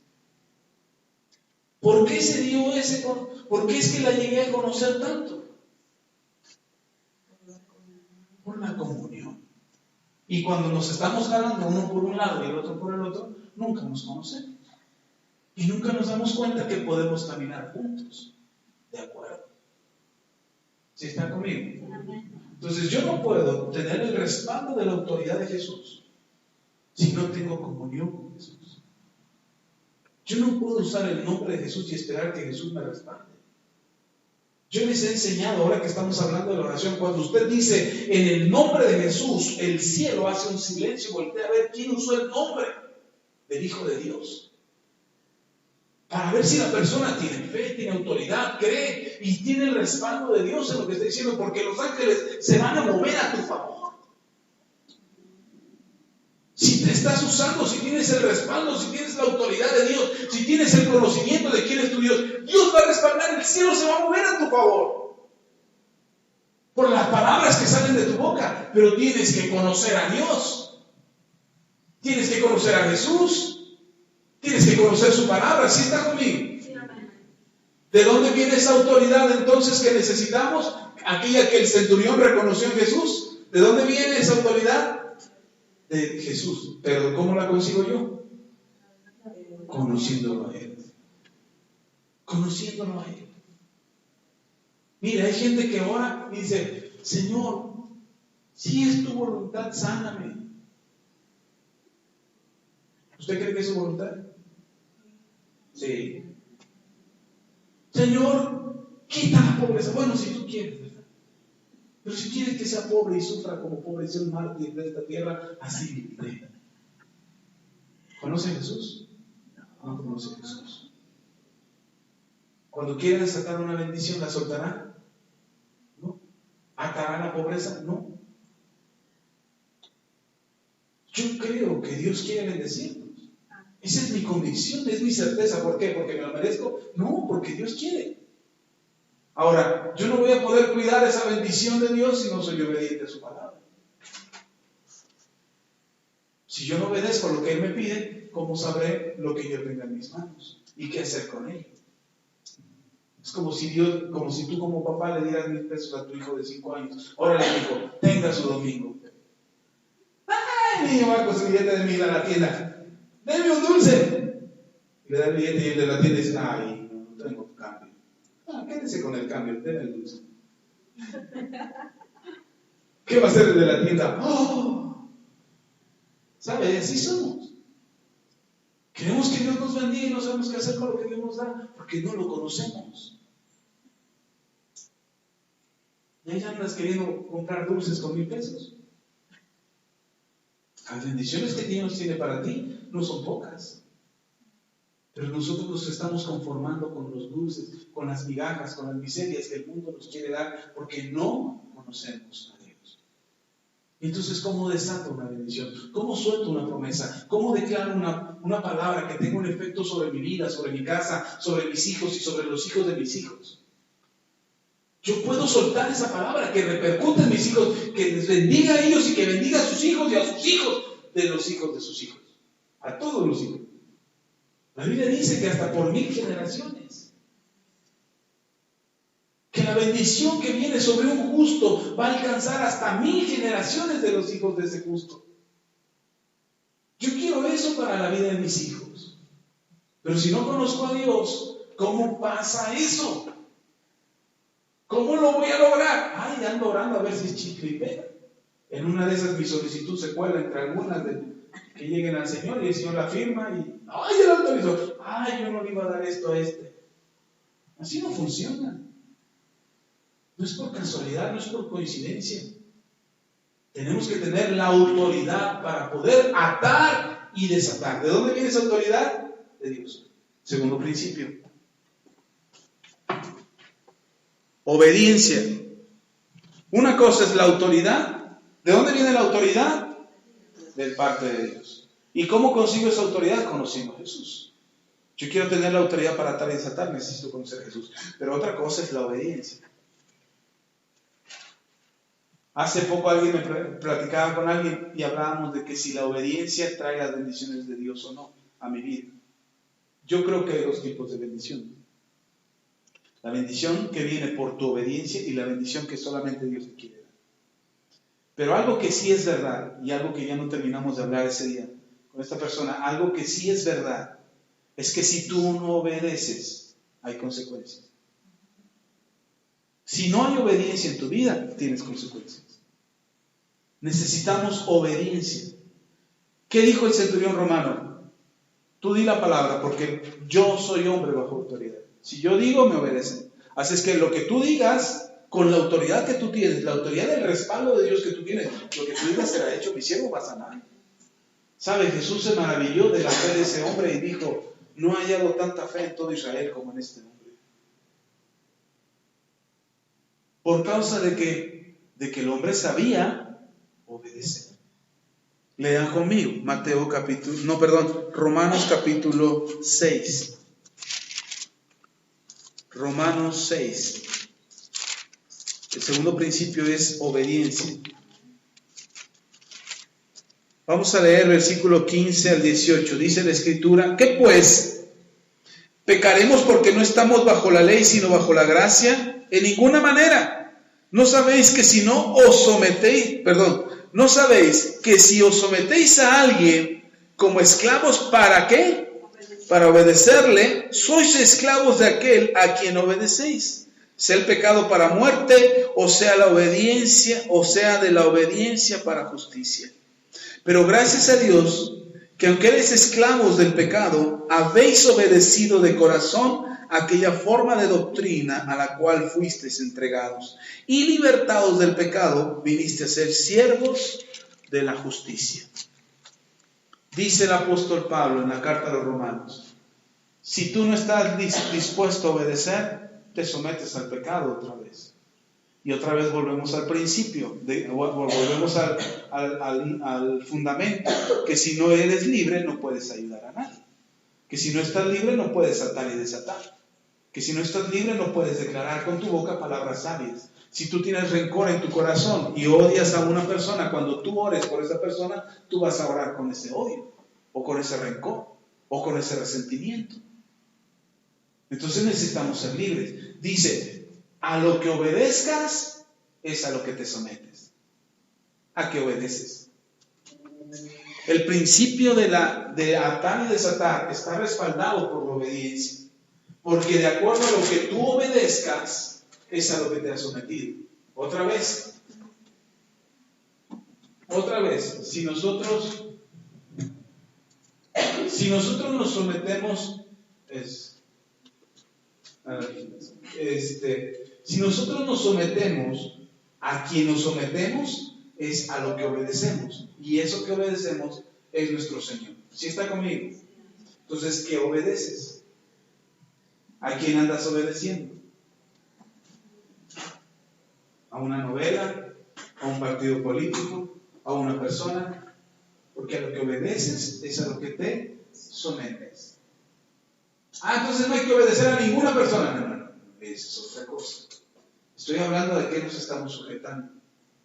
Y de acuerdo a lo que obedecemos es lo que rige nuestras vidas. Otra vez, imagínense, yo estoy reprendiendo al demonio, a estos que enfrentó el hijo de Seba, o los 7 hijos de Seba. Yo estoy reprendiendo y el demonio me va a ver y va a decir, no, tengo una forma de resolverlo, para que dejen de estarme molestando. ¿Cómo? Si mi problema es, no sé, se me ocurre el alcohol, yo estoy sujeto al alcohol, a lo que obedezco es al alcohol. Entonces lo que va a pasar delante de mí es un camión de cerveza regalando cervezas. ¿Para qué? Para que yo deje de molestar al demonio. ¿Sí está conmigo? Si mi problema es la pornografía, va a pasar algo delante de mí que me distraiga, que haga que yo deje de poner atención, porque yo estoy sujeto a aquel. Y él va a decir, sígueme, ahí voy. Y dejo de atar y desatar, dejo de hacer lo que Dios me encargó, la encomienda que tengo de parte de Dios, porque no estoy sujeto a Dios. ¿Sí está conmigo? Entonces, a lo que yo obedezco a lo que yo me sujeto es a lo que yo obedezco. Y este es algo importante, porque yo no puedo atar en desobediencia. Es decir, yo no puedo andar atando, queriendo hacer la voluntad de Dios si no me someto a su voluntad. Es decir, yo descubro que la hermana tiene rencor por algo. Y viene con el pastor. Pastor, odio mucho a mi vecino porque me cae regordo, que quién sabe qué. Y la hermana viene y dice, pero yo tengo rencor contra mi esposo. ¿Sí? Ay, hermana, sí, ódielo. Sí, y es más, vamos a orar para que se vaya. ¿Qué está obrando? Mi rencor. ¿A quién? ¿A su vecino? Yo a su vecino ni lo conozco. Pero yo tengo un rencor a alguien. Y ese rencor que opera en mí está haciendo que el rencor de ella siga actuando. ¿Sí está conmigo? Porque yo estoy atado. Y el consejo que yo doy es en la atadura que yo estoy. ¿Qué voy a provocar a ella? Que siga atada a ese rencor. Pero ya estamos orando. Estamos bien espirituales. Es más, hasta saco la Biblia y le saco un pasaje ahí donde dice que Dios destruyó a los enemigos de Israel. Mire, y él es su enemigo y se va a fundir en el infierno, hermano. A ver, lo declaro en el nombre de Jesús. Y todavía nos atrevemos a usar el nombre de Jesús para declarar cosas como esas. ¿Por qué lo estoy haciendo así? Porque yo estoy sujeto a algo. Estoy sometido a algo, lo que me tiene oprimido o aprisionado es eso a lo que me sujeto. Entonces, lo que tú obedeces es lo que te sujeta, es lo que es tu Señor. ¿Sí está conmigo? Entonces, ¿tengo que obedecer a quién? A Dios. ¿Dónde sé cuál es la voluntad de Dios? Aquí. Ay, pastor, es que no sé lo que Dios quiera de mí. Lea la Biblia. Es que no sé qué es lo que Dios espera de mí. Lea la Biblia. Aquí está. Y usted sabrá y conocerá cuáles son sus mandamientos y entenderá cuál es su voluntad. ¿Sí está conmigo? Y entonces usted podrá obedecer. Uno más. Dice, pastor, y hace ratito le decía, entonces ya no obedezco a nadie. No, sí, hay autoridades delegadas. Es la obediencia. Ahí para allá voy. Lea conmigo en Hebreos. En ese punto, el segundo punto o el segundo principio que es la obediencia. Necesito obediencia. Ahora vaya conmigo a Hebreos. Necesito ser obediente porque lo que yo obedezco es lo que hace que mi vida se conduzca en esa dirección. Ahora, ¿ya no necesito obedecer a nadie? No. Dice la Biblia, póngame atención en esto. Dice la Biblia en el libro de Romanos, capítulo 13, dice, toda autoridad es puesta por Dios. Entonces, yo tengo que obedecer a los principios de autoridad que Dios estableció. Si yo soy un servidor público, ¿a quién tengo que obedecer? A mis jefes inmediatos. Si trabajo en una empresa, ¿a quién obedezco? A mi supervisor, a mi jefe, al gerente, dependiendo de donde yo trabaje, al patrón. Entonces, yo tengo que obedecer a mi autoridad. ¿Sí está conmigo? Ahora, ojo aquí y mucha atención en esto. Si mi autoridad no conoce a Dios y no tiene temor de Dios y me pide que yo haga algo que va en contra de la voluntad de Dios, en ese momento esa persona perdió autoridad sobre mí. ¿Sí está conmigo? Ponga atención, esto es importante. Dice el Señor que yo tengo que obedecer. Mujeres, dice, mujeres están sujetas a sus maridos. Y ahí los hombres dicen, sí, mujer, sométete. Pero dice, en el Señor. Si mi marido, suponiendo que yo soy mujer, si mi marido me pide algo que va en contra de la voluntad de Dios, yo no tengo que obedecer. ¿Sí está conmigo? ¿Por qué? Porque antes que mi marido está Dios. La autoridad que rige todo el universo es Dios. Ay, pastor, pero mi marido, ¿y qué voy a hacer con mi marido? Ore mucho por él. ¿Por qué? Dice el apóstol Pablo, si tu marido no es creyente, ojo aquí, si tu marido no es creyente y consciente en que tú creas en Dios, ora por él, porque él se salvará. Y entonces él creerá y será salvo con tu testimonio, dice. Entonces, el obedecer a alguien que está en autoridad, porque al rato vamos a culpar a esa autoridad. O vamos a culpar a Dios. Sí, Señor, yo robé, pero porque mi patrón me dijo que robara. Le pongo este ejemplo. En mi trabajo, hace algún tiempo, algún jefe de mi trabajo me dijo, Axa, cambia los números. Mira, vamos a poner esto y esto y esto. Yo dije, no, yo no los cambio. Eso es inventar, eso es mentira. Yo no voy a participar. Mire, la persona, mi jefe se enojó conmigo muchísimo. Pero yo no cambié ninguno. Y eso hasta el día de hoy, cuando alguien va a cambiarme un número en mi informe, la piensa. Dice, oye, es que mira, que a mí dime el sustento y yo meto los números que me den. Y cuando ya alguien lo va a cambiar, a un jefe mayor, va a cambiar el número, yo se lo entrego a mi jefa, a mi jefe, y digo, a ver, cámbiale usted. Usted lo autoriza, este cambio. Pero ya no está en mis manos. ¿Sí está conmigo? Pero no podemos participar de lo que va en contra de la voluntad de Dios. ¿Sí está?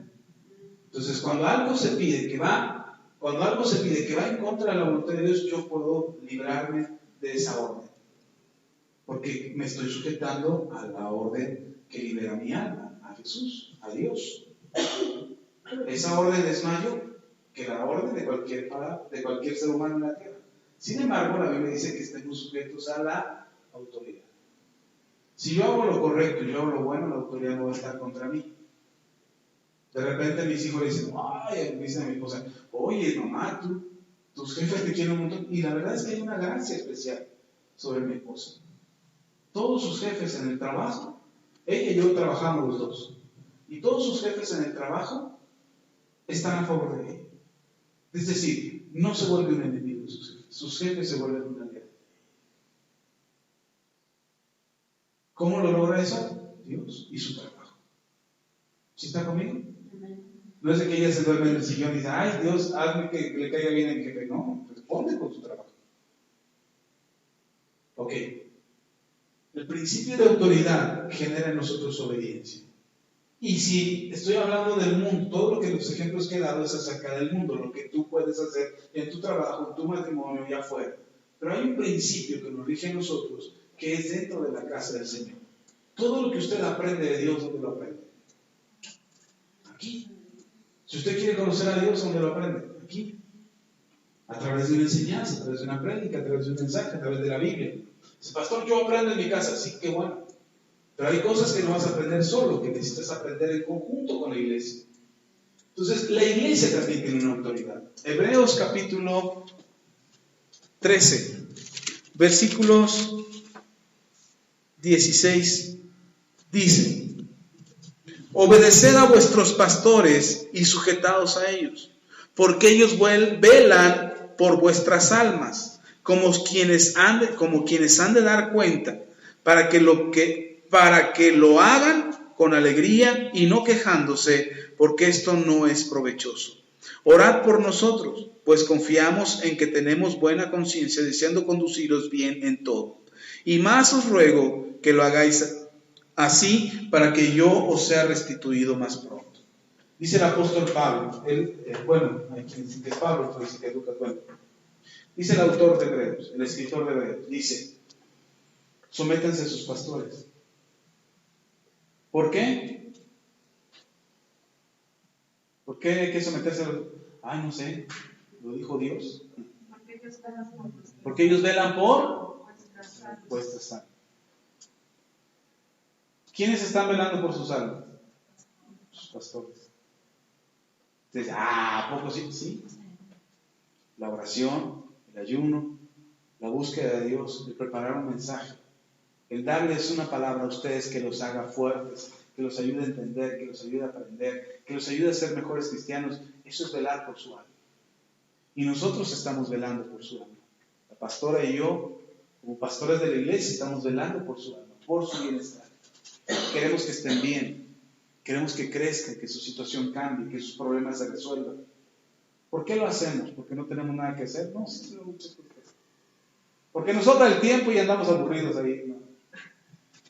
¿O porque nos sobra el dinero? No, tampoco. Lo que hacemos, lo hacemos por el bien suyo. Nos interesa su salvación. Nos interesa que ustedes estén bien.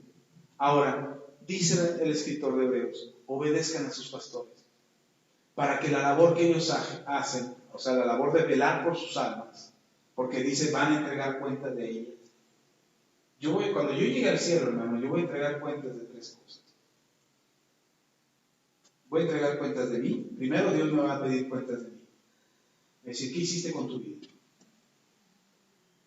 De los años que te di, ¿qué hiciste con ello? Del dinero que te di, ¿qué hiciste con ello? Del tiempo que viviste, ¿qué hiciste con ello?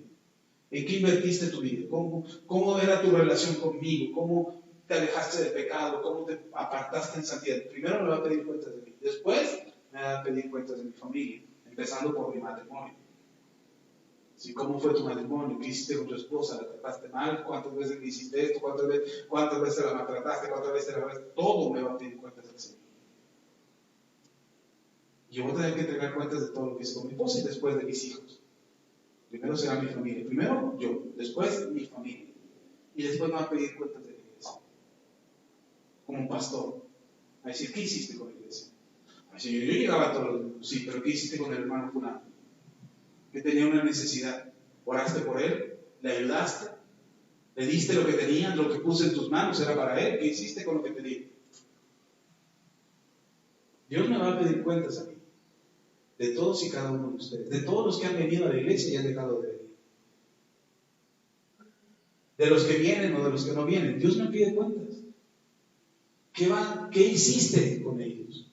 Y cuando yo entregué cuentas, yo le voy a decir, Señor, cuando el Señor me dice, oye, eran una bola de pecadores, yo le voy a decir, Señor, yo les hablé de pecado. O Señor, eran muy santos. Todos están bien, todos obedecieron, todos llegaron al cielo, aquí están todos, mira, ya andan todos. El Señor me va a pedir cuentas de todos. Ahora dice el escritor de Hebreos, obedézcanlos, porque ellos viven por su alma, para que no se quejen. Porque sabe, lo pongo en su casa. Usted da una orden y su hijo no lo obedece. ¿Qué hace usted?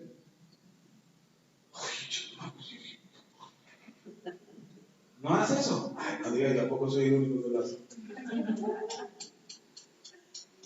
¿No nos molesta que nuestros hijos no nos obedezcan? Sí nos molesta. ¿Por qué nos molesta? Porque lo que estamos diciendo es por el bien de quién. ¿De ellos o nuestro? Es de ellos. Y luego cuando los vemos sufrir, o cuando los vemos padecer, porque no obedecieron a lo que les dijimos, ¿cómo nos sentimos? ¿Los dejamos de amar? No. Pero nos duele, porque además ya les habíamos dicho.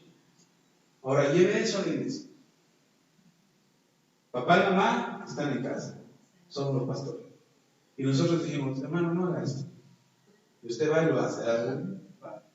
Luego viene ay pastor, me duele aquí. Hiciste lo que te dije, no, hice todo lo contrario. ¿Cuándo van a hacer? ¿Cuándo van a hacer lo que le digo? ¿Sabe? El quejarse refleja incredulidad. El pueblo de Israel se quejó en el desierto. Y el Señor retuvo el que ellos entraran a la tierra prometida 40 años. Por causa de la incredulidad. Dice la Biblia que cuando se quejaron, Dios tomó eso como incredulidad. Porque no le creyeron. Cuando un pastor se queja por la desobediencia de los fieles de la iglesia, cuando un pastor se queja porque las ovejas, los congregantes, los miembros de la iglesia no obedecen, el pastor empieza a perder la fe. Y no sé de qué le va a hablar después el pastor, pero de fe, no. De Dios, no creo. Porque empezamos a meter la incredulidad, porque la queja está ahí. Y dice, cuando el pastor se queja, para nadie es provechoso, ni para el pastor, ni para la iglesia. ¿Sí está conmigo? Entonces, alguien a quien usted tiene que aprender a obedecer, no solamente son las autoridades, como lo dice Romanos capítulo 13, sino alguien que tiene que aprender a obedecer ustedes a su pastor y a su pastor. Porque velan por usted. Ahora, se lo estoy diciendo yo porque soy pastor de la iglesia.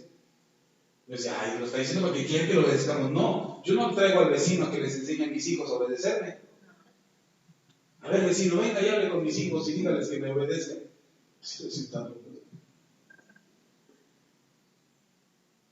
Yo no voy a traer a alguien a que les enseñe a ustedes a que tienen que obedecerme a mí. Porque yo se los tengo que decir a ustedes. Además lo dice la Biblia. ¿Sí estamos? Ok. Es el segundo principio, obediencia. Y tercer principio, y con esto termino, es la fe. Yo no puedo atar y desatar si no tengo fe.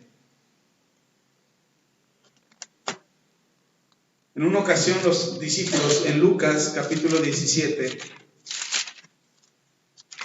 vieron que Jesús hacía milagros y ellos creyeron que podían decirle a Jesús o hacerle una petición a Jesús que les ayudara a ellos a aumentar su fe. Lucas capítulo 17. Y entonces en una ocasión, versículos 5 y 6, en una ocasión los discípulos ven que Jesús hace milagros y acaba de dar unas enseñanzas importantes. Lucas capítulo 17, versículos 5 y 6.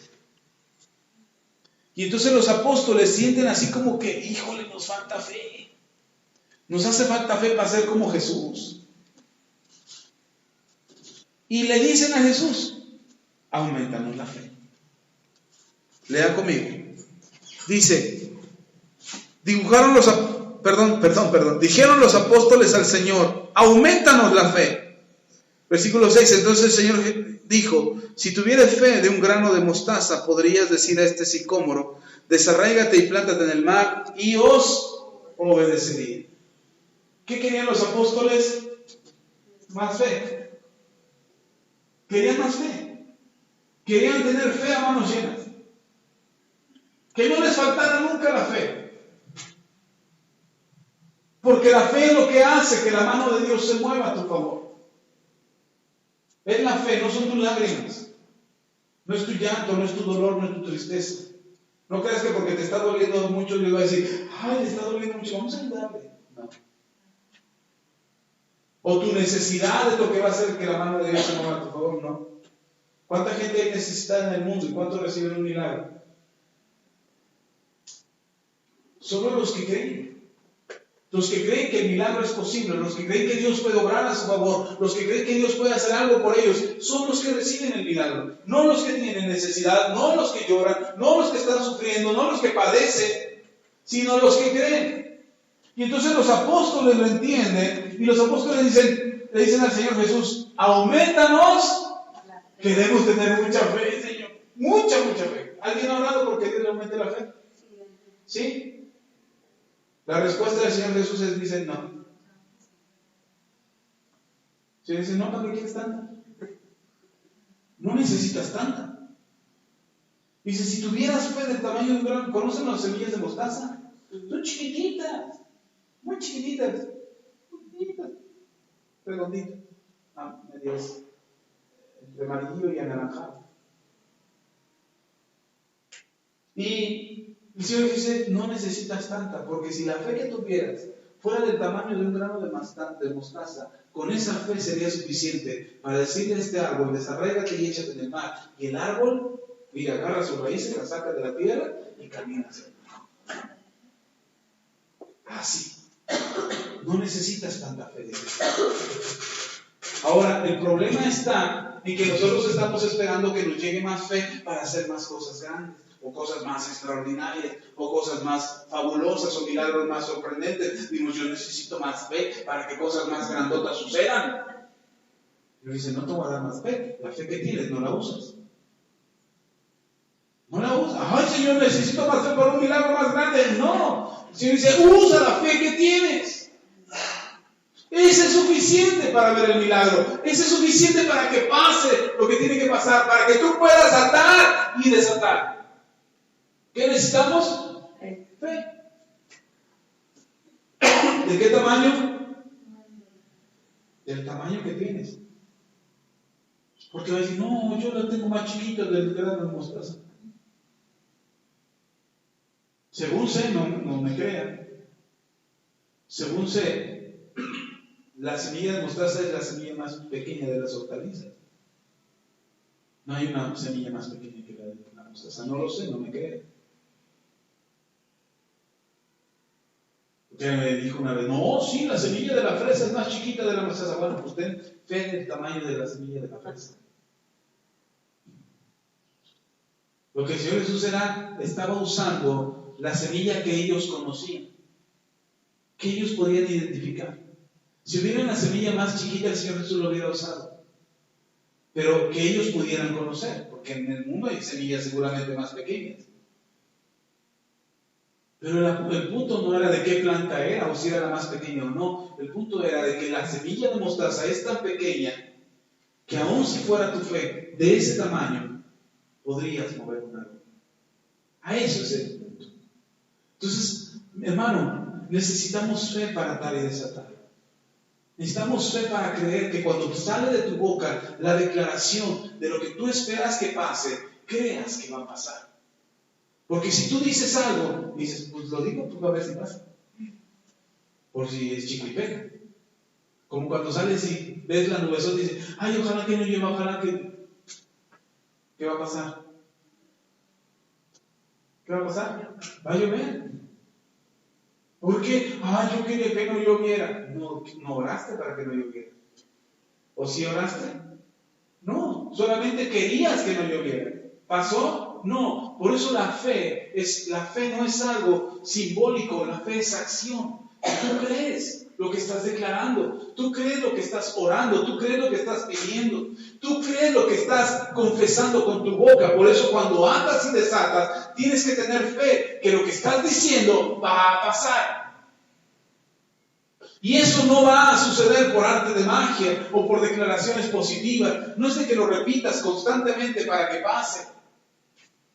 Voy a sacar la lotería, voy a sacar la lotería, voy a sacar la lotería, voy a sacar la lotería, voy a sacar... y va a pasar.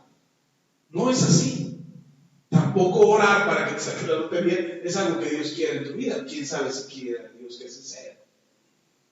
Porque estás poniendo tu fe en el dinero de la lotería. Porque si ahora que me saque la lotería y tenga dinero voy a poder hacer esto y esto y esto. ¿En qué estás confiando?